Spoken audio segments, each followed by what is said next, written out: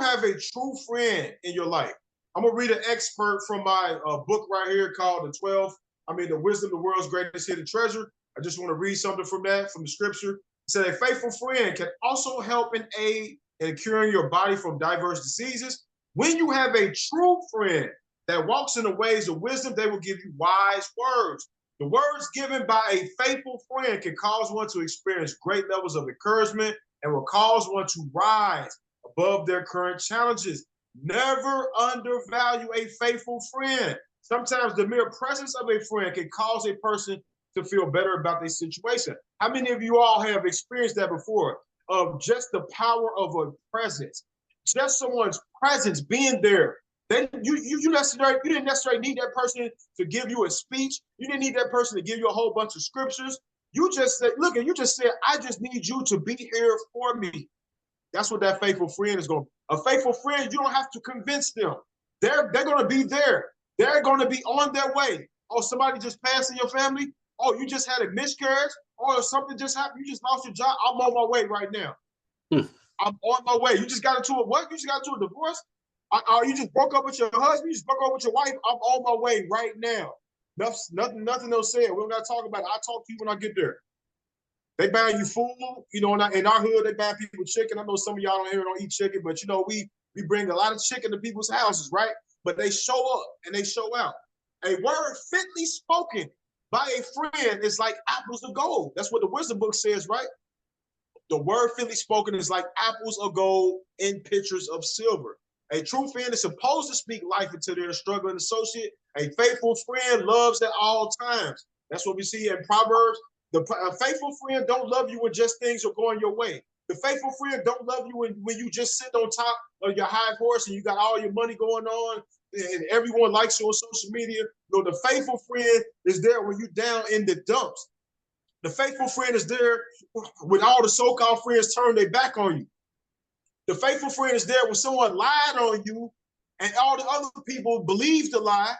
The faithful friend is still there with you because they know what type of spirit you have. Let's continue.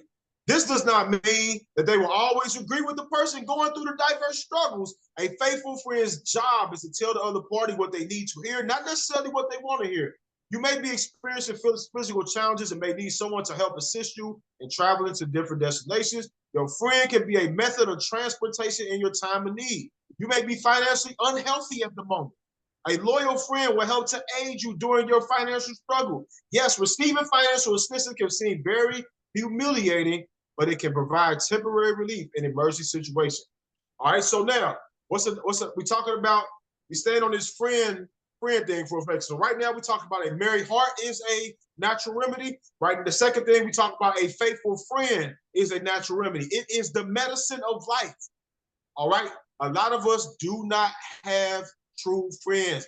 I'm telling you, if you have one true friend, be thankful to the Most High. I know someone personally, they didn't really have no true friends since they was in their 30s.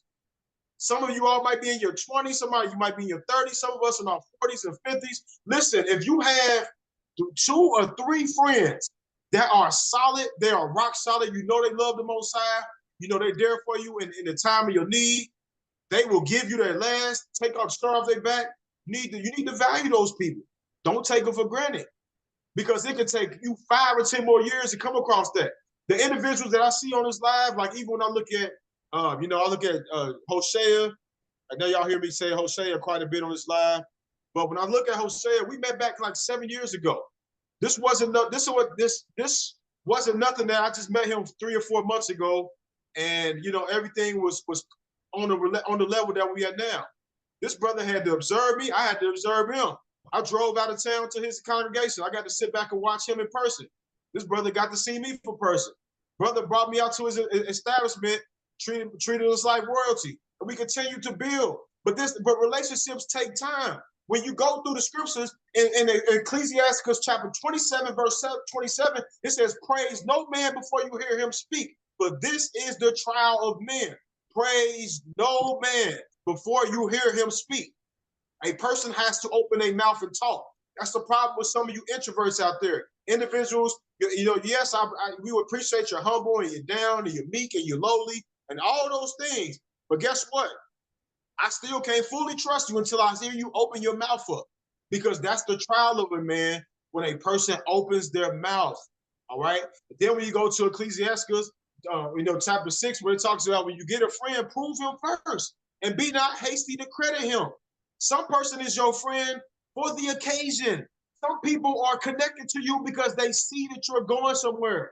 Some people, this is one reason why I was like, listen, when I prayed my prayer, and I was like, listen, I want a wife that's with me when I don't have a whole lot, because I knew that one day the Most High was going to eventually raise me up some kind. And I'm not saying that I'm all that right now, but I'm saying I just believe that one day, if that day hasn't even came yet, I believe that one day he was going to do something great. And he was going to raise me up. And I just felt like it was going to be all these women that's going to be right there around on the scene. I wanted somebody that saw me when I was broke. I wanted somebody that knew me before social media was out.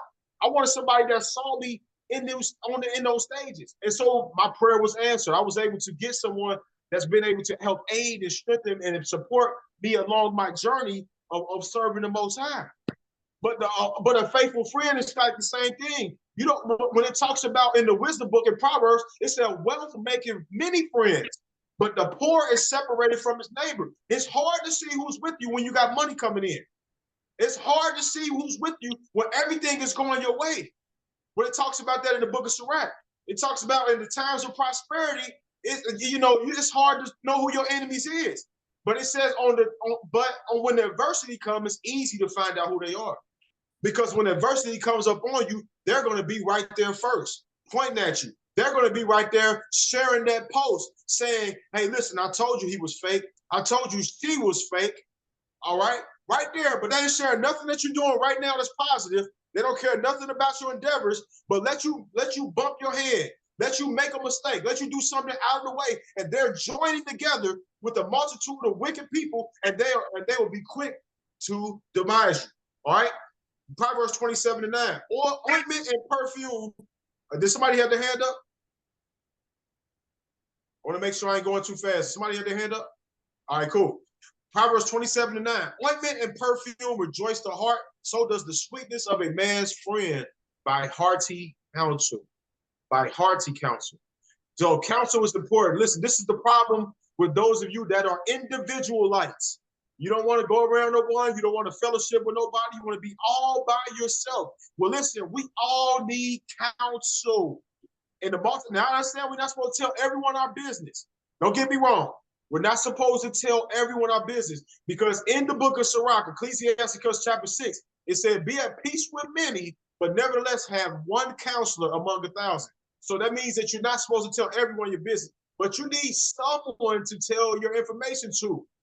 You need someone or some people to that you can see that has the spirit of the Most High, who you can confide in to share information with.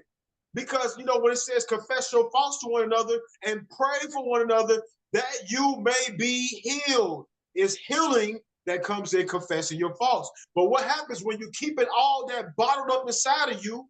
You're going to be broken. You're going to be bitter. The Hebrew word for bitter is mara. You're going to be like Mara, the bitter water that the children of Israel complained about. So it's best that you go and talk to somebody. Yes, if that friend, I pray that your best friend is a person that's spiritual and not just a person that you can go to and just run down your husband to, or someone that you can go to and just talk about your wife, or someone that you can go to and just talk about these brothers and sisters to, and they're just going to sit back and listen to you and just not correct you. You need someone that's going to stand up to you and correct you. Listen, I got one of my brothers. I love this brother. We've been rolling for about 8 years now.